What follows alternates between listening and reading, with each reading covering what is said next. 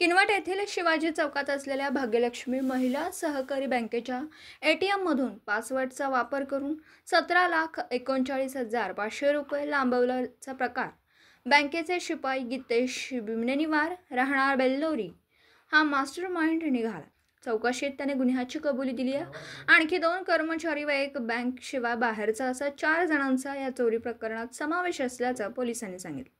अवघ्या 24 तासांच्या आत आरोपीकडून आतापर्यंत पोलिसांनी 15,59,500 रुपये हस्तगत केले।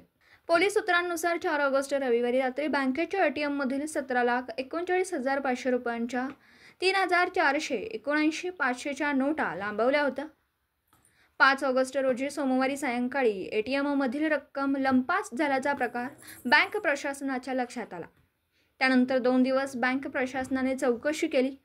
एटीएम पासवर्ड माहिती असणारे संशयित बँकेचे अधिकारी भारत देवीदास सोनटक्के, जयंत विश्वनाथ कुलकर्णी, बदली झालेले अधिकारी नारायण आडे यांना माहीत आहे। तसेच कॅशियर पासवर्ड हा कॅशियर नामदेव बाबाराव गवळे, सुभाष रुक्मणराव टाक यांना माहीत आहे। कॅश भरण्यासाठी शिपाई मदतनीस गितेश नारायण बिमनेनिवार, माधव लक्ष्मण कल्याणकर हे दोघे मदत करतात। तसेच त्या ठिकाणी एटीएम गार्ड दिनेश शंकरराव मलकुलवार यांच्यावर फिर्यादीचा संशय असल्याचा तक्रारीत जबाब दिला होता। त्यावरून किनवट पोलिसांनी गुन्हा दाखल करून उपविभागीय पोलीस अधिकारी रामकृष्ण मळघणे, पोलीस निरीक्षक सुनील बिर्ला यांच्या मार्गदर्शनाखाली PSI सागर झाडे यांनी तपासाची चक्र फिरवली। 24 तासांच्या आत आरोपी निष्पन्न करत चोरीला गेलेल्या रकमेपैकी 15,59,500 रुपये आरोपीकडून हस्तगत केलेत, अशी माहिती पोलीस निरीक्षक सुनील बिर्ला यांनी दिली आहे। कॅशियरचा पासवर्ड वापरून एटीएममध्ये चोरी। केवळ पासवर्ड वापरून बँकेच्या एटीएममधून रक्कम लांबवल्याचं दिसून आल्याने या प्रकरणी बँकेचे व्यवस्थापक संजय इटकर यांनी 8 ऑगस्ट रोजी किनवट पोलीस ठाण्यात फिर्याद दिली।